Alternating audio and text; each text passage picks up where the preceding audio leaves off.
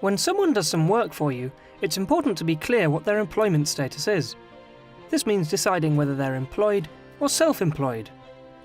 If they're employed, you'll probably have to register with HMRC as an employer and operate PAYE. You'll need to get a worker's employment status right. If you don't, you'll have to pay any tax and national insurance contributions you owe, and you might have to pay a penalty.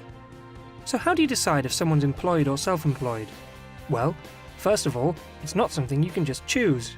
It depends on the facts. It's the way that things are actually arranged between you and the worker that really matters. Most of the time, it's pretty straightforward. Here's a couple of examples.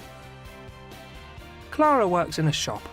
She's paid £7 an hour to work 9 till 5, and she can earn extra by doing overtime. Clara's clearly an employee.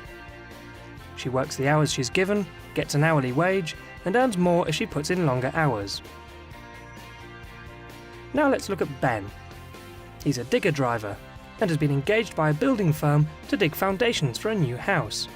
They agree a fixed price, and Ben does the job using his own machinery. Now, Ben finishes early, so he's free to move on to his next job, digging a pond for a landscaper.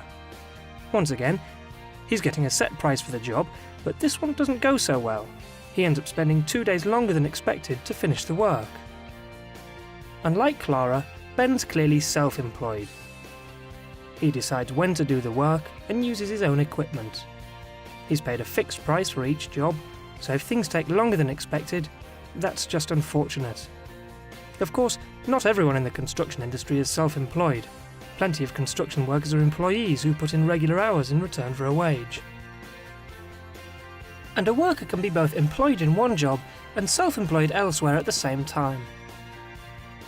So, is it always this straightforward? Well, sometimes things can be a bit less clear. Don't worry though, because there's help available from HMRC if you need it. It's important to know whether workers you take on are your employees. It's often clear-cut. Someone working fixed hours for a regular wage is normally an employee, but it's all down to the arrangement between you and the worker.